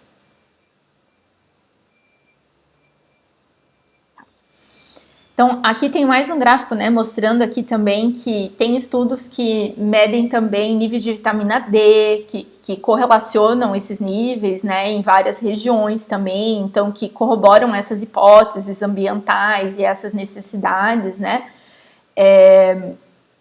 a própria questão de que certas populações que têm dietas também que são mais adequadas para a substituição, né, do que falta, né? Então a gente tem um balanço, né, na dieta que complementa uma falta de uma condição ambiental também em algumas populações, mostrando também outros tipos de adaptação, né, que seria uma adaptação cultural, né, e outras hipóteses também do que, né, de vasoconstrição, vasodilatação, né, de toda essa questão que estaria envolvida também nessa característica de pigmentação da pele, né. Então, lembrando que como que a gente pensa na seleção natural agindo aqui? A gente pensa que nas populações humanas ancestrais, a gente tinha ocasionalmente algumas novos alelos, né, mutações que surgiam nesses genes aí que controlavam a pigmentação, então já existia alguma variação. Essa variação foi selecionada por seleção natural, né, para aumentar de frequência aquelas que fossem melhores para aquele determinado ambiente, né? Então isso a gente não está falando em uma região geográfica específica, a gente está falando em diversas regiões e a gente teve pressões de seleção diferente porque o ambiente era diferente, né? Então, aqui a gente também tem, claro, a gente teve outras adaptações, né, culturais, então, que foram feitas para realmente também, né, ter essa sobrevivência num ambiente que talvez não fosse o ideal. Então, a gente teve outras adaptações, mas a gente pode ver, né, toda essa comparação de um ambiente com extrema quantidade de radiação até um com menos quantidade, né? Então a gente vê queimaduras, a questão da degradação dos micronutrientes, a questão da vitamina D, né? Então tudo isso a gente tem uma hipótese, estaria encaixado com essa hipótese, né, de que a gente precisaria balancear tudo isso. Então a gente não pode se expor demais ao sol, né? E a gente não pode, e também não é só a questão da queimadura de pele, porque principalmente para a seleção natural, essa questão dos micronutrientes que seriam relacionados a esses defeitos no tubo neural e também infertilidade masculina, estariam relacionadas a esses micronutrientes, né? Que seria uma característica talvez mais fácil de ser selecionada do que talvez, né, câncer de pele, por exemplo. E a produção de vitamina D é suficiente para qualquer tipo de pele onde tem muita radiação solar, né? Todo mundo consegue produzir sua vitamina D. Então, o problema aqui, nessa condição ambiental, é o problema dessa degradação dos micronutrientes e da exposição da pele a danos, né? Já se a gente for para o outro extremo da variação ambiental, uma região de pouca radiação solar, né, mais longe do Equador, a gente vê que aqui a questão de proteger a pele não é um problema, né? Porque não tem luz suficiente para danificar, para causar todo esse problema. Então também não tem problema de degradar micronutrientes. O que a gente tem aqui é um problema de que falta sol para a produção de vitamina D, principalmente em pessoas de pele mais escura, né, que não conseguem absorver essa luz que está disponível, né, que é pouca, não é muita coisa, então você tem que otimizar isso. Então o problema aqui não é proteger, né, então aqui é um ambiente que seleciona uma pele clara e aqui é um ambiente que seleciona uma pele mais escura, né? E no ambiente intermediário, o ótimo, né, o ideal aqui seria ter uma pele intermediária também, né, então esse seria o melhor fenótipo, mais adaptado para esse ambiente, porque por um lado ele também protege um pouco, por um lado ele também deixa produzir um pouco de vitamina D, né, e aproveitar bem essa radiação. Então essa é a ideia, né, de que diferentes ambientes no mundo criaram necessidades diferentes, então essas populações humanas evoluíram sob seleção natural, né, se adaptando aos seus ambientes. Aqui eu tenho uma lista de genes que já foram associados com esse fenótipo de pigmentação humana, né? E então tem genes aqui que estão classificados como função de melanócitos, né? Que regulam várias dessas vias, né, dessas células, então expressão de algumas proteínas principais dentro da síntese da melanina, por exemplo, né? Mas para vocês verem que, assim, não são tantos genes assim. Mas, né, assim, quanto a gente pode pensar, por exemplo, para a estatura, porque para a estatura tem centenas de genes, não dá nem para pôr numa tabela, né? Então, aqui a gente tem alguns genes que já foram bem caracterizados, né? E que estão, inclusive, com as suas funções biológicas relacionadas. Então, a gente acredita, né, que eles realmente têm um envolvimento biológico nessa característica de formação de melanina, de distribuição de melanina, etc. E alguns deles, inclusive, estão associados também com outras alterações de pigmentação em olho, em pele, em cabelo, né? Tem várias outras coisas outros fenótipos, né, que a gente pode dizer assim. E a gente tem, então, uma lista de estudos, né, de polimorfismos que a gente já conhece que estão relacionados com essa questão. Então, a ideia é que todos esses genes, né, eles já tinham seus alelos, diferentes alelos, e que ocorriam normalmente nas populações que surgiram por mutação, né, e essa combinação dos alelos de todos esses genes é o que determina, e mais a parte ambiental, né, mas é o que determina a pigmentação da pele de cada pessoa, né. Então, aqui tem alguns alelos que aumentam um pouquinho a produção de melanina, outros que diminuem um pouquinho, alguns alelos que fazem uma distribuição melhor, outros que fazem uma distribuição um pouco menor, alguns alelos, né, que estão relacionados, ao final das contas, com a pele um pouco mais clara ou com a pele um pouco mais escura. Então, nessa combinação de alelos de todos esses genes aqui, e provavelmente de mais alguns genes, né, e mais fatores ambientais, é que a gente vai ter esse fenótipo final, tá? Então, aqui a gente tem, né, uma medida que a gente vê também, né, por essa distribuição global, que seria a medida de o índice de melanina, né? Então, a gente pode classificar, enfim, a característica, né, em várias categorias, como a gente quiser e tal, mas a forma que mais tem sido precisa nessa utilização, né, como se a gente fosse medir a pessoa em estatura ao invés de colocar em categorias, é de fazer a medida da melanina, né, fazer o índice de melanina que a pessoa tem. Então, isso dá para fazer a partir de um equipamento medindo por emissão de luz mesmo, né, na parte interna do braço da pessoa, por exemplo, para evitar a exposição do sol, né, que pode também, por outras vias também, inclusive, né, afetar nessa produção de pigmento, na distribuição de pigmento. Então, para a gente ver a parte menos afetada pelo ambiente, né, e que essa medição de diferentes comprimentos de onda pode ser transformada num índice, né? Então, a gente vê daí, na verdade, um índice de melanina. Então, aqui nesse gráfico, a gente está vendo, né, não é todas as populações do mundo que tem estudo, que tem dados, né? Então, mas aqui a gente reuniu as populações que tinham dados e a gente vê que existe uma diferença grande, principalmente entre essas regiões, né, abaixo do Equador e acima, né, basicamente.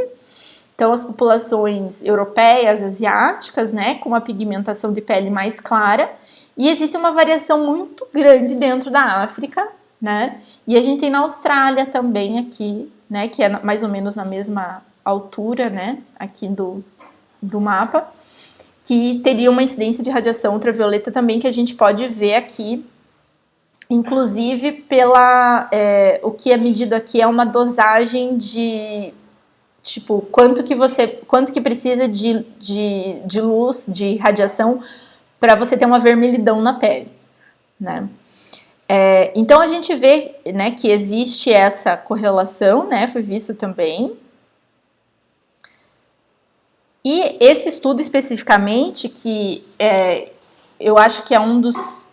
Eu participei desse estudo também, então eu trago aqui por causa disso, mas também porque ele foi o primeiro estudo que analisou essa variação dentro da África, porque a gente tinha muita falta de estudos, né? Tem ainda, né? Mas esse daqui foi o primeiro, mas enfim, que a gente sempre pensa na África como um todo, porque a gente não tem quase amostras, né, de estudos de diferentes populações africanas e tal. Então, quando tem, é muito legal, que a gente sempre descobre coisas muito novas. Então, esse foi o caso, né, que a gente observou uma variação de índices de melanina, e esses gráficos aqui estão representando isso para diferentes populações. Então, cada gráfico desses é uma população diferente, e essa distribuição de índice de melaninas que está colocada aqui, né, desde as corzinhas mais claras aqui, né, que estão mais para a esquerda, até as mais escuras que estão à direita, são os maiores índices de melanina. Então, existe uma variação muito grande nesses índices de melanina dentro da África, dentro do continente africano, entre populações, né, e dentro de populações também, porque cada uma dessas é uma população. Então, é essa distribuição aqui, né? Então, para mostrar para vocês um pouco, né, das questões mais interessantes que a gente encontrou, é de que, por exemplo, essa população que está mostrando aqui, que são os San, né, são uma das linhagens humanas que são consideradas mais ancestrais, né, mais antigas. Claro, essas são todas as populações atuais, né, mas eles seriam os descendentes das populações, das linhagens humanas mais antigas, né, da nossa espécie. E eles têm as pigmentações de pele mais clara, tá? Então, de acordo com aquela hipótese que eu mostrei para vocês. E essa variação de índices de melanina, ela é tão grande, ela é maior do que o que a gente vê assim, em outras regiões do mundo, né? Então, muito maior, né, na verdade. Então, a maior parte da diversidade, né, da variação dessa característica está dentro do continente africano. Então, aqui estão alguns exemplos só, né? Algumas pessoas que participaram do estudo, que autorizaram a divulgação das suas fotografias, para a gente ter uma ideia do que a gente está falando com essas pigmentações aqui. Então, das pigmentações mais claras são muito parecidas com algumas regiões da Ásia, por exemplo.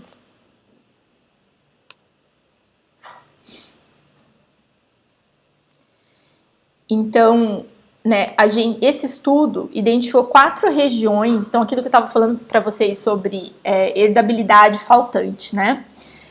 Todas essas regiões que foram associadas com essa característica que explicavam, em parte, a variação da pigmentação da pele entre essas populações estudadas, elas respondem no conjunto, todas elas juntas, 30% da variação só. Então ainda tem 70% dessa variação que a gente não sabe por que é. Que pode ser genética, mas de outras regiões do genoma que a gente não conseguiu identificar ainda, por conta daqueles fatores todos que eu falei, né? Então, o que a gente conseguiu identificar no estudo foram 4 regiões em específica, né? Em específico, sendo que uma dessas regiões era uma região nova, que não tinha sido identificada ainda, mas porque não tinha sido nunca feito um trabalho com populações africanas. O que a gente pode concluir, né?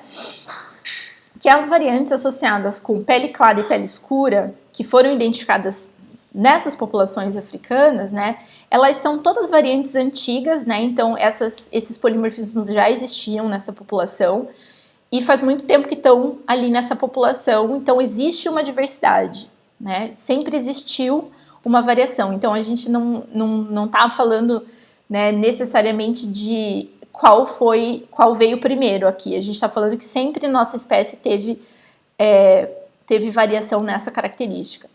E que tanto as peles mais escuras, né, se a gente pensar, quanto as mais claras, as duas continuam evoluindo, né? A gente continua no processo de evolução para essa característica, né? Então, assim, a gente não tem a ancestral e a derivada nesse caso aqui. Isso a gente viu, né, que esses alelos que a gente encontrou nas populações africanas, metade era para a pele clara, metade era para a pele escura, basicamente, né? Então, isso mostra pra gente que sempre houve variação.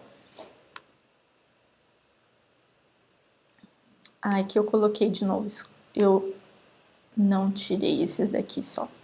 Esse daqui é um outro estudo que eu trouxe também, que veio depois, que é em populações da América Latina. Então, eu achei interessante também a gente ver, porque também não tem muitos estudos, e esse estudo aqui foi um dos maiores, né? Foi o primeiro e foi o maior até hoje, que a gente teve com latino-americanos, incluindo Brasil, Colômbia, Chile, México e Peru.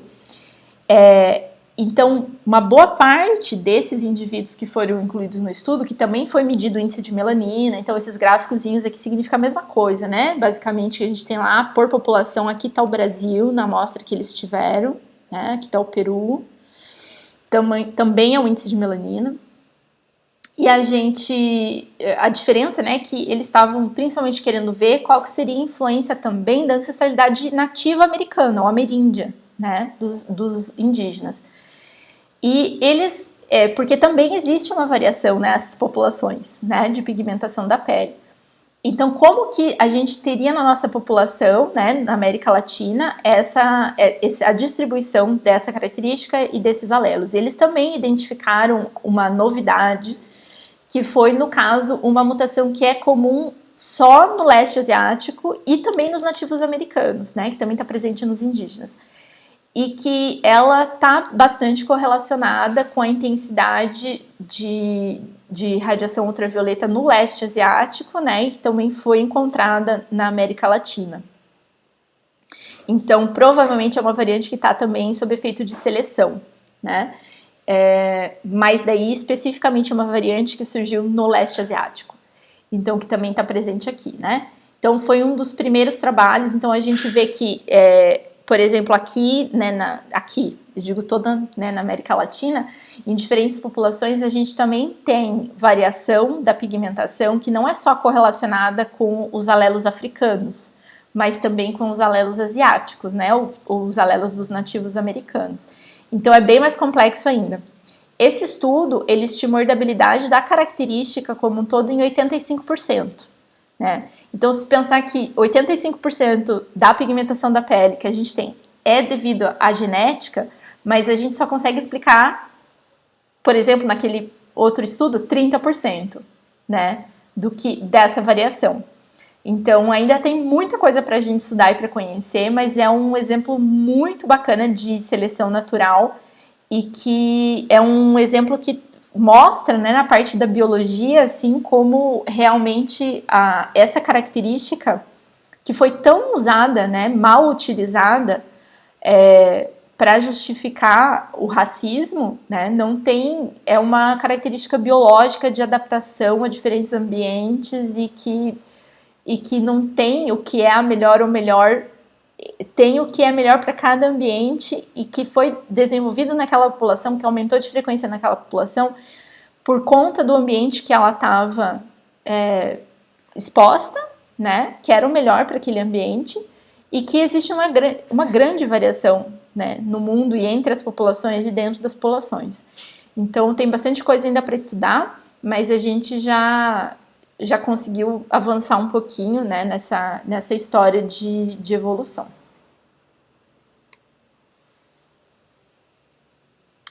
Com relação a outras características de pigmentação, a gente não tem evidência de seleção natural, tá? Então pode ser que os mesmos genes, né, que estejam afetando a pigmentação da pele, que foram resultado de seleção natural, também estejam afetando a pigmentação de olhos e cabelos. Muitos dos genes são os mesmos que estão associados, nem todos, alguns são específicos para cabelo e olhos, mas a gente não tem hipótese de seleção natural.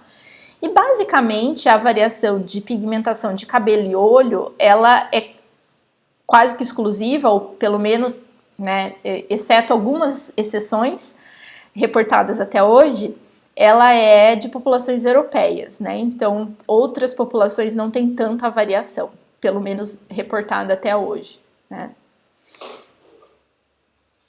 E o que acontece é que essas características, elas já estão sendo utilizadas, inclusive dentro da genética forense, para predição de fenótipo mesmo, né?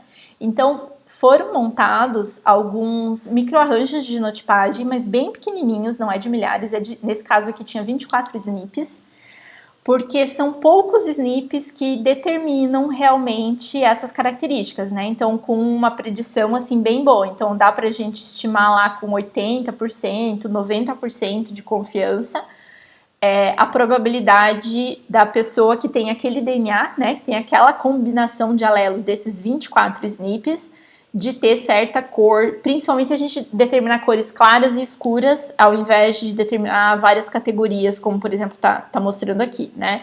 Então, quanto mais categorias, mais difícil fica da gente fazer essa relação. Mas existe, isso daqui é quase como uma calculadora de cor de pele e olho. Então, você pode colocar, né, os genótipos dos 24 SNPs aqui e dizer lá qual a probabilidade, né? Então, aqui a gente tem, por exemplo, a probabilidade de ter o cabelo escuro, né, para aquela certa combinação que foi colocada ali, né, que seria de 84%. Né? E então, para algumas categorias é uma probabilidade até bem maior, né? Então a gente, dependendo tem alguns, especificamente aqui, tá mostrado aqui, a pigmentação de olho, cor de olho azul, é uma das características que é basicamente um único SNP que determina, né? Então, assim, só aquele SNP, então aqui já tem 95% de probabilidade, então é bem mais fácil de predizer, né? Aqui também está mostrando também a mesma coisa, né? Então, para algumas características é mais simples, para outras, né? Então, nesse conjunto de 24 SNPs, dá para a gente determinar com uma boa confiança. Então, isso está sendo utilizado, por exemplo, para a gente na forense. Então, você tem... você acha algum material genético ou um corpo, né, restos mortais de alguém, ou então alguma evidência, e você consegue fazer digamos, né, dar um perfil da pessoa, assim, através dessa análise de DNA, né? A ideia é essa. Isso ainda não está em aplicação, mas está sendo desenvolvido há alguns anos já em vários países, inclusive no Brasil. Claro que precisa de mais estudo ainda, né, para poder identificar. Esse daqui era o panfleto que eles estavam fazendo, né, no estudo, era um estudo que estava sendo desenvolvido ainda, então, né, não estava em uso ainda, mas onde eles colocavam aí as categorias que eles classificavam para pigmentação, né, para poder classificar aqui olho e aqui pele, né.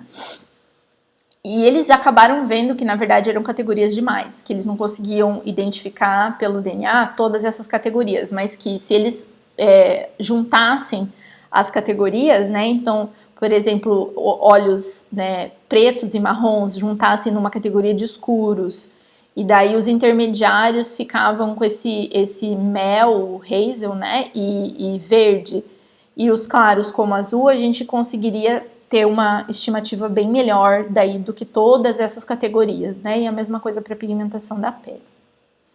Então, só para a gente ver, né, alguns usos. Comentário, alguma questão, gente? Alguma curiosidade? Até aqui?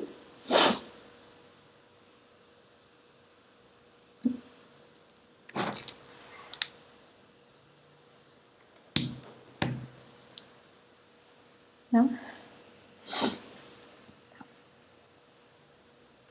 Se tiverem qualquer coisa, então vou passar para o próximo exemplo, que daí é um exemplo que bem contrastante, que é justamente da estatura, porque a gente tem uma característica que também é bastante estudada, mas que não são poucos genes, são muitos e muitos genes. Então, por mais que tenha os estudos, tenha grandes estudos, né, existe muita variação genética, né, nessa característica, muita mesmo.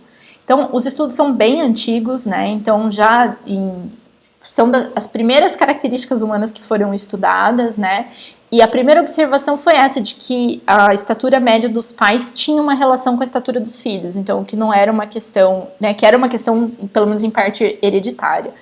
E essa herdabilidade de senso amplo foi estimada em cerca de 80%, então também é uma herdabilidade alta, né?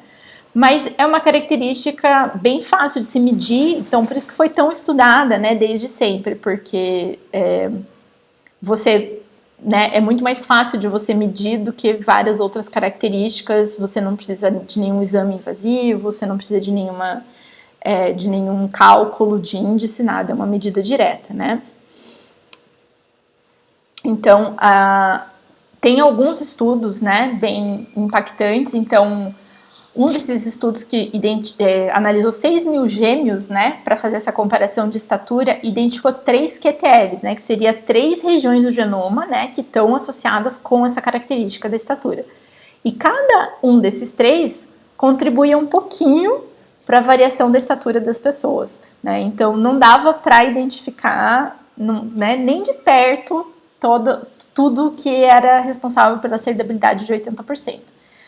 Em estudos genômicos, teve 5 estudos, cada um desses estudos grandes já, né, com 30 mil pessoas cada um, então assim, não é coisa pequena, mas nesse conjunto desses 5 estudos foram identificados 54 regiões do genoma associadas, né, e só 5% da variação fenotípica, né, ou seja, na variação da estatura mesmo, pode ser explicada por essas variantes que foram encontradas nesses estudos, que são alelos comuns, né?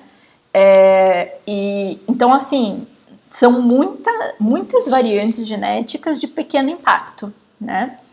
E as variantes que mais estão explicando essa variação chegam a explicar 0,3% da variação da estatura. Então, é uma característica, se a gente for dizer assim, complexa, mais complexa ainda do que as características complexas, né? Porque cada variante, nesse caso, vai ter um efeito extremamente pequeno, tá?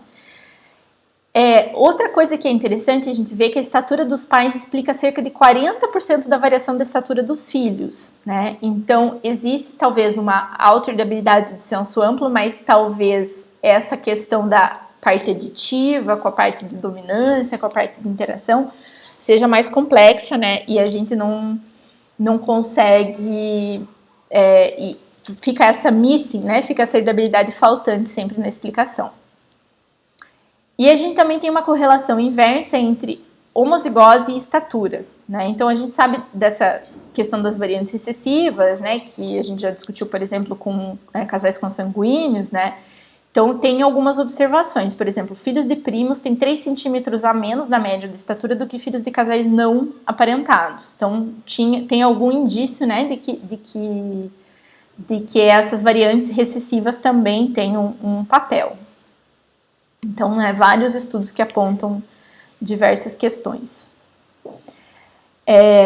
Aqui a gente tem um dado, né, um gráfico, na verdade, onde a gente coloca a estatura dos indivíduos, né, e ajustada, né, por sexo e por idade, porque a gente sabe que isso difere bastante, né, a estatura entre homens e mulheres e claro, conforme a idade, mas é um grande número de indivíduos, né?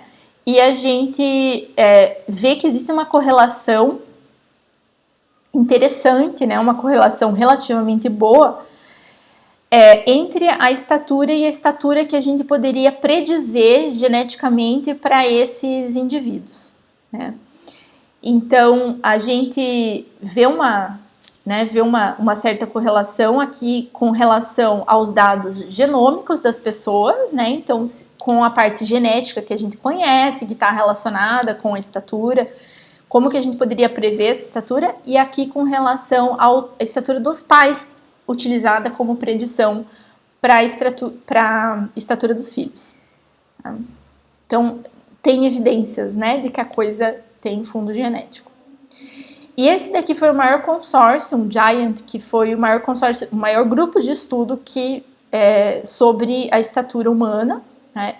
Então, tem quase 300 pesquisadores envolvidos nisso, são 183 mil indivíduos que já foram analisados, e eles identificaram 180 regiões do genoma, então novos genes, novas vias bioquímicas também, mas mesmo assim só explicava 10% da variação entre os indivíduos. Então, muito longe de explicar a estimativa de herdabilidade que a gente tem. Então, a ideia é que aqui, realmente, a gente tem muitas mutações que elas são tantas, né? Então, o efeito é tão diluído, cada mutação tem um pequeno efeito e a gente, na verdade, não consegue detectar esses efeitos tão pequenos nesses estudos genômicos, né? Então, aquilo que a gente falou sobre as limitações metodológicas mesmo, né? E ainda que tem alguns alelos que influenciam, né, de uma forma epistática, né, então eles interagem entre si, né? Então eles precisam ter alelos em certas combinações, por exemplo, para determinar a estatura. E não é só eles sozinhos, né? Então aquela parte da variação genética que não é aditiva, né? Que é devido à epistasia ou também devido à dominância. Então talvez a gente nunca consiga, né? Com essas limitações, talvez a gente nunca consiga achar quais são todos os genes que interferem, porque a gente não vai ter poder estatístico, né, nos estudos para achar, né, toda essa... Então sempre vai ter alguma parte faltante dessa heredabilidade para ser explicada. E aqui uma parte que é importante também a gente ver, né, com relação a doenças especificamente, né, que as doenças monogênicas a gente sempre analisa na forma de gráficos, né, assim, de heredogramas, né. Então a gente tem uma análise de padrão em famílias, de onde a gente tira a maior parte da informação sobre elas, né, então sobre a herança e sobre também a probabilidade de ocorrência, né, nas famílias. E já essas doenças multifatoriais, a gente tem esse modelo de limiar, esse threshold, né, que a gente coloca para a pessoa ultrapassou o limiar, então tem a doença, né, teve a manifestação, então tem um conjunto mínimo de variantes genéticas e fatores ambientais de suscetibilidade para essa doença, que é totalmente diferente, né, do modelo de estudo das monogênicas. Então, aqui ficou um pouquinho pequeno. Não sei se vocês veem maior do que eu tô vendo, mas... Deixa eu ver se eu... Mas aqui seria uma representação gráfica dessa interação, tá? Depois vocês podem ver também, esse daqui também tá lá no UFPR Virtual. A gente tem toda a parte genética e toda a parte do ambiente, né? E a gente tem interações dos genes com o ambiente. Então a gente fala assim, por exemplo, tem genes... ou seja, na verdade, variantes, né, alelos dos genes, que, por exemplo, eles são, em um certo ambiente, eles são bons, em outro ambiente eles são ruins, ou eles são bons para uma coisa e são ruins para outra coisa. Então, depende muito do ambiente, né? E eles não têm sempre o mesmo impacto. E a gente tem a questão da seleção natural, da deriva genética, né? Tudo isso atuando na frequência, né, na distribuição de frequência dos alelos, como a gente vem conversando aí pelo semestre, aumentando a frequência de alguns alelos, diminuindo a frequência de outros alelos, né? Então, toda essa parte genética aqui vocês já conhecem bem, né? E aqui em cima, opa, deixa eu ver se eu consigo, aqui. Então, o que a gente faz, né, no estudo de associação? A gente tenta investigar os componentes genéticos que estão associados com aquela doença, né, ou com aquele fenótipo, na verdade, porque também funciona da mesma forma para características que não são doenças, né, para características comuns.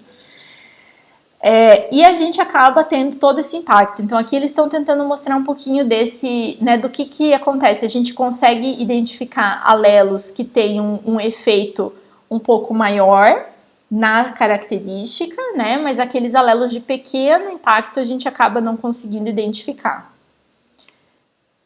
né? Então, aqui eles estão representando tudo isso que a gente falou, as interações, as frequências diferentes, como dificultam as interações gene-ambiente, as questões de frequência e de fatores evolutivos, tá? Ficou um pouco ruim de ver aqui, na verdade, ficou muito pequenininho, mas lá na UFPR Virtual vocês podem aumentar. Então, aqui para a gente passar um pouquinho também sobre as estimativas de herdabilidade que a gente tem para estudos diferentes e para várias características, né? Então, isso daqui seria a herdabilidade que foi estimada, por exemplo, para diabetes tipo 2, né? Então, aqui a gente tem uma estimativa para a população da Dinamarca de 26% e uma estimativa de 31%. Na população da Suécia. Nem tô conseguindo enxergar direito. Tá aqui. Opa.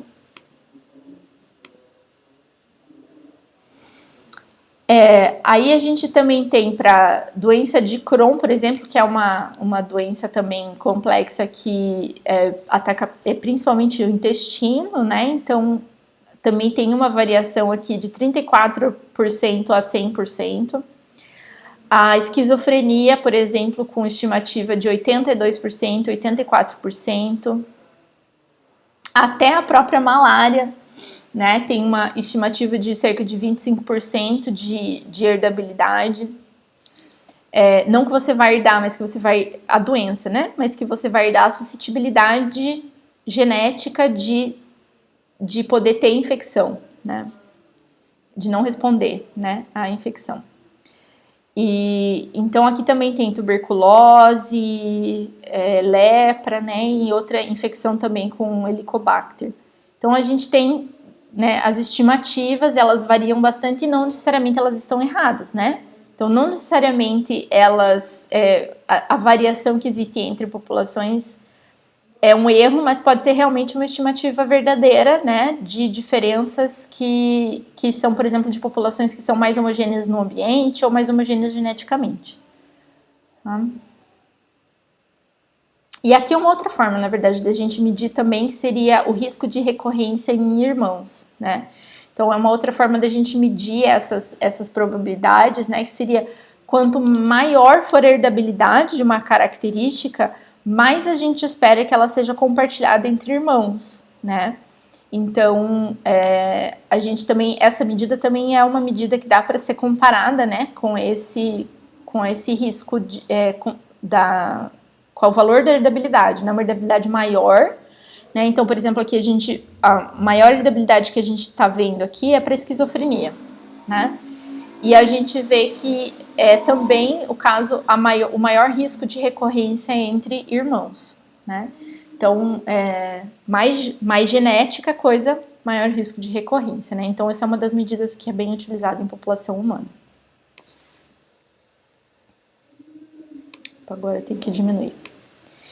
E uma coisa interessante da gente ver, né, é essa questão da farmacogenética, né? Porque a gente tem muitos estudos para desenvolver medicamentos e tal, mas a maioria desses estudos são feitos em populações europeias ou na América do Norte, né? E a gente vê que, na verdade, a genética das pessoas, né, a diversidade genética das populações, ela tem um papel bem importante nessa resposta aos medicamentos, né?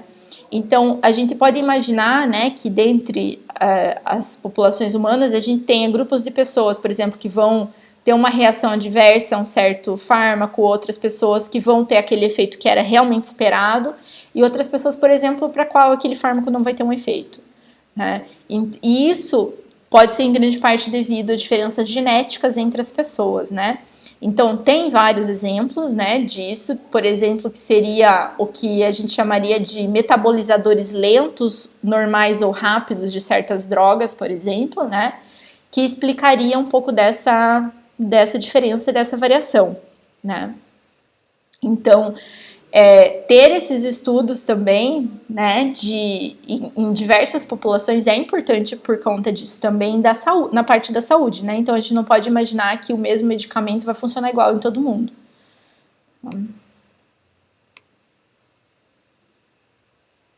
Então aqui tem alguns genes, né?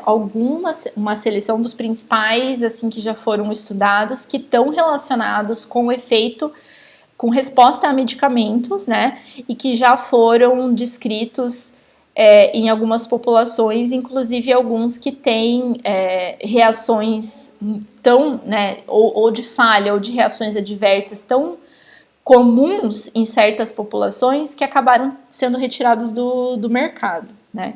Então aqui tem alguns exemplos bem clássicos também, se vocês quiserem ver depois lá tem as citações também para vocês acompanharem, tá? Tá lá também na UFPR Virtual.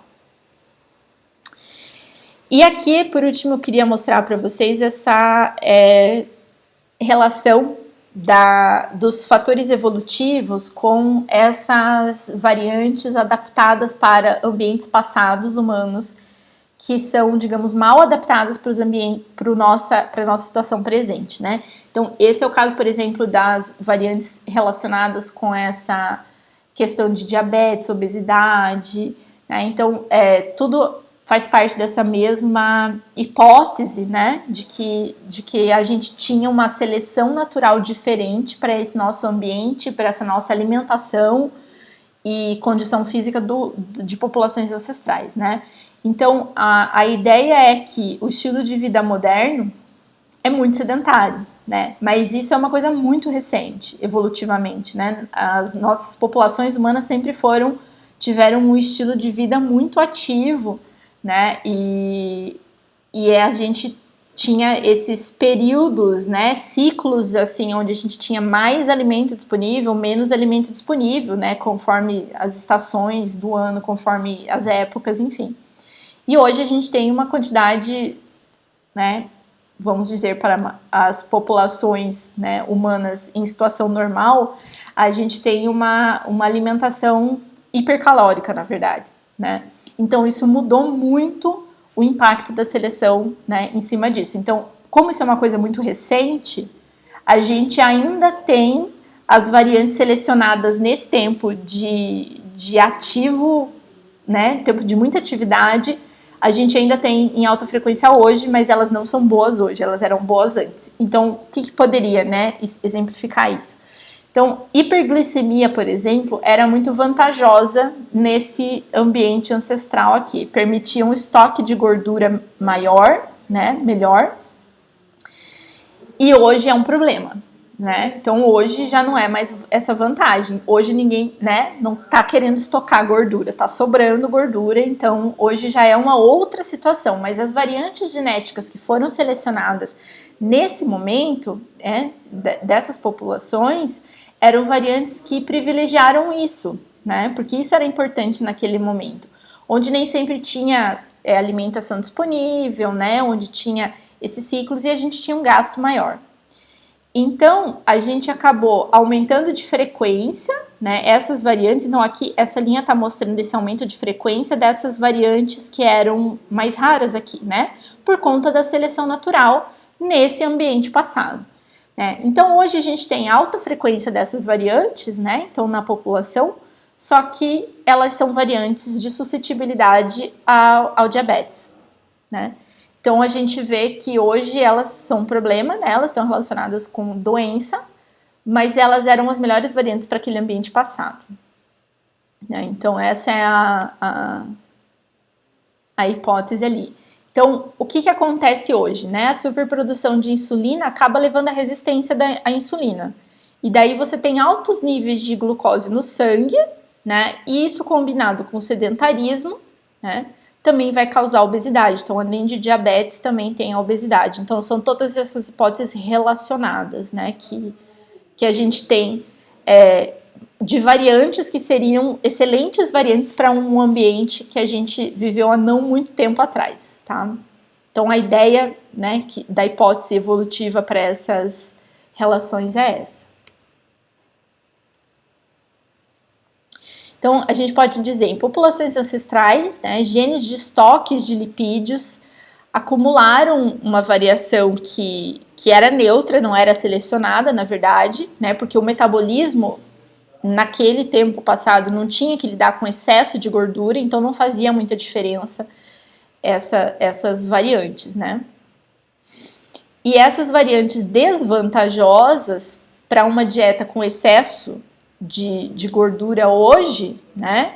Elas eram então neutras no passado. Então, ou elas, né? Segundo essa hipótese aqui, a gente também teve um aumento dessas variantes na população e que hoje são variantes desvantajosas. E aqui, só para a gente finalizar, uma coisa que eu acho que esse gráfico em específico eu não trouxe ainda, mas para simbolizar, né, uma coisa que eu trago sempre para a gente discutir, que é essa questão de que a maior parte dos estudos genéticos humanos no mundo E aqui, especificamente, estão sendo mostrados os estudos do tipo de genômico, né? Então, GWAS, né? Estudo Genome-Wide Association Studies, então, estudos de associação genômica feito com características, quaisquer características, doenças, no mundo, né? A gente vê que toda essa proporção azul aqui é a porcentagem, né? De estudos, mais da metade, que foram feitos em populações europeias.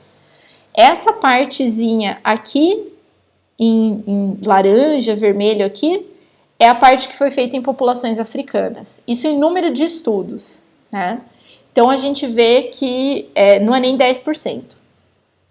Esse outro gráfico aqui, ele mostra o número de indivíduos que foram incluídos em cada estudo, né? Porque a gente sabe que uma coisa é fazer um estudo com 100 pessoas, outra coisa é fazer um estudo com 100 mil pessoas, né?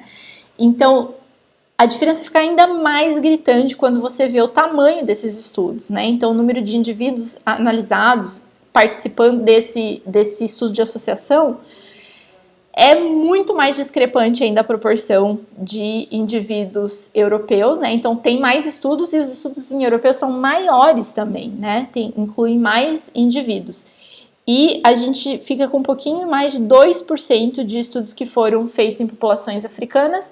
E aqui estão incluídas, né, nesse grupo de africanas, também as populações da diáspora africana, né? Então, por exemplo, os afro-americanos, que também tem alguns estudos, né, feitos, realizados nos Estados Unidos, também contam nessa faixa aqui, tá? Então, para a gente ver como isso é desproporcional, né? E a gente vendo toda essa variação, então como é importante estudar essas populações africanas para a gente conseguir conhecer melhor as características características complexas, principalmente, né, humanas, em todo o mundo, na verdade, né? Quanto isso acrescenta.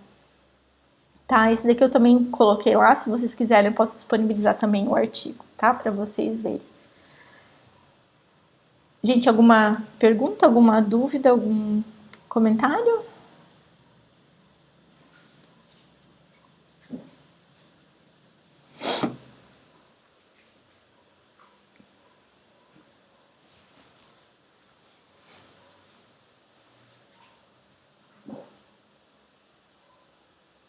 Não? Ai, que bom. Realmente, esses são assim os exemplos mais falados, então acho que é bem importante a gente falar sobre eles, a gente entender um pouco e principalmente, né, da gente realmente compreender biologicamente, né, essas questões, já que a gente está falando de genética humana, então nada melhor do que a gente compreender as questões que são mais faladas, né, e que são mais importantes para nossa sociedade. Então, veja um vídeo lá, tá? Eu acho que assim, é bem fácil de compreender, porque ela fala, não é só essa pesquisadora, né? Mas toda a fala ela é bem voltada para um público geral, assim, então não é uma questão assim de muitos detalhes metodológicos, técnicos, assim, sabe? É bem bacana. Eu recomendo mesmo aquele vídeo. Já tinha visto o vídeo? Ah, porque ela coloca de uma forma mais geral, né? Mas agora dando uma olhada nele com esse olhar evolutivo, assim, a gente, né, pensa um pouquinho mais. Então, e qualquer coisa, gente, eu tenho, nossa, bastante material sobre isso também. Eu tentei não bombardear vocês com coisas, mas qualquer coisa que vocês tiverem interesse também podem me escrever, né? Tenho alguns links que eu coloquei ali na UFPR Virtual nos slides, mas quem tiver mais interesse também tem mais algumas outras coisas. Esse material, inclusive, desse estudo que eu falei que eu participei, da pigmentação da pele, tem todo um material que foi publicado na revista Science e que beleza, vou colocar então, que foi colocado numa parte da revista que eles colocam também para criar material didático para professores, né? Então tem algumas sugestões de atividades, assim, tem muita coisa bacana que foi desenvolvida em cima disso daí. Tá? Beleza, então, gente, obrigada. Então, não se esqueçam que vocês devem receber notificação da UFPR Virtual, né? Que daí a gente está com 2 semanas para daí começar a apresentação dos seminários, tá? Então eu vou postar para vocês o cronograma e vocês vão se candidatando ali na ordem de apresentação, tá? Mas já quem tiver ainda escolhendo o tema, né, alguma coisa assim, já vai dando uma olhada lá, tá bom? Então, até semana que vem.